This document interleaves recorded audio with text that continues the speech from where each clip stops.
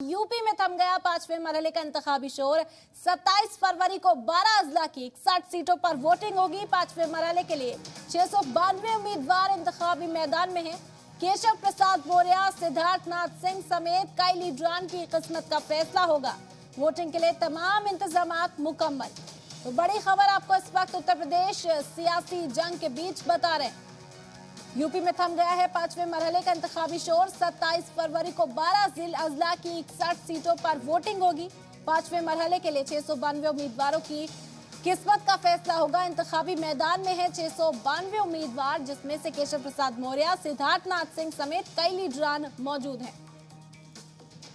और इस पर तफसीली जानकारी देने के लिए हमारे नुमाइंदा शोएब रजा हमारे साथ जुड़ गए हैं। खास बातचीत करेंगे शोएब से। जानना चाहेंगे शोएब आपसे कि किस तरह का इस वक्त माहौल उत्तर प्रदेश के अंदर देखने को मिल रहा है। पांचवें मरहले के लिए जोर शोर से दिग्गज मैदान में इंतखाबी तशरीफ करते हुए नजर आ रहे थे। बिल्कुल इरम, देखिए पांचवें जो चरण का शोर था प्रचार का, वो आज थम गया है और परसों यानी कि 27 फरवरी को पांचवें चरण के लिए मतदान होगा और तकरीबन 60 सीट जो विधानसभा सीटें हैं उन पर मतदान होना है। महत्वपूर्ण बात यह है कि चाहे अयोध्या की हम बात करते हैं या फिर प्रयागराज की बात करें, अमेठी भी इसी चरण में यहाँ पर चुनाव होना है। तो कई ऐसे मंत्री भी हैं योगी सरकार में रहे हैं, चाहे सिद्धार्थनाथ की बात करें या फिर हम बात करते हैं डिप्टी सीएम केशव प्रसाद मौर्य की बात करें, राजा भैया है, प्रतापगढ़ में भी चुनाव होना है। तो इन तमाम बड़े जो चेहरे हैं उनकी भी जो किस्मत है वो ईवीएम में कैद हो जाएगी 27 तारीख को। और अयोध्या की जहां तक बात है तो राम मंदिर बनने की, चूंकि राम मंदिर बन रहा है, उन तमाम चीज़ों को लेकर बीजेपी लगातार ये कहती रही है कि उनकी सरकार में मुमकिन हो पाया। हालांकि कोर्ट ने फैसला दिया, सुप्रीम कोर्ट ने फैसला दिया, लेकिन प्रचार यही किया गया कि बीजेपी की सरकार में राम मंदिर बन रहा है तो अयोध्या में जो चुनाव है उसका कितना असर इन तमाम सीटों पर पड़ने वाला है, ये भी महत्वपूर्ण देखना होगा। क्योंकि पूरा जो चुनाव है वो राम मंदिर हो या दूसरे जो मामले हैं उन तमाम मुद्दों के इर्द गिर्द भी लड़ा जा रहा है और बीजेपी इन तमाम मामलों को उठाती रही है।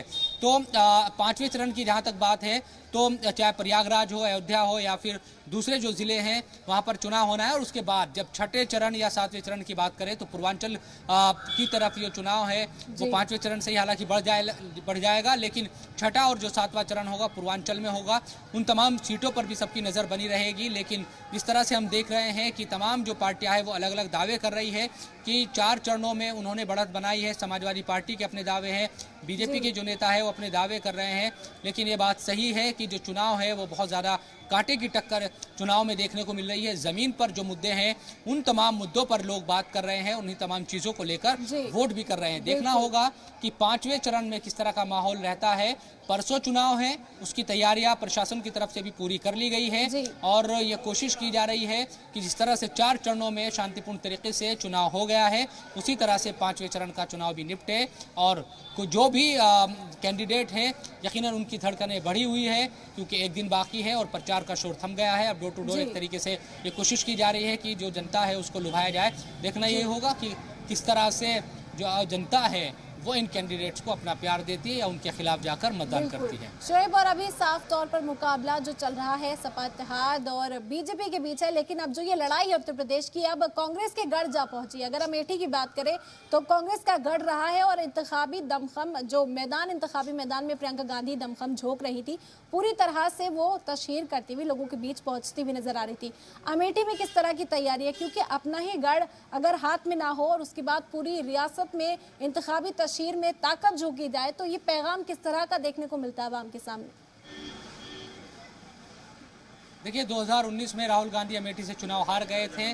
जाहिर सी बात है कि 2017 में भी हमने देखा था कि अमेठी से कांग्रेस को कामयाबी नहीं मिली थी। उसके बराबर के ज़िला है जहां से सोनिया गांधी सांसद भी है, रायबरेली, वहां चुनाव हो चुका है, वहां पर ज़रूर कांग्रेस को सीटें मिली थी। लेकिन इस बार क्या होगा ये देखना महत्वपूर्ण है।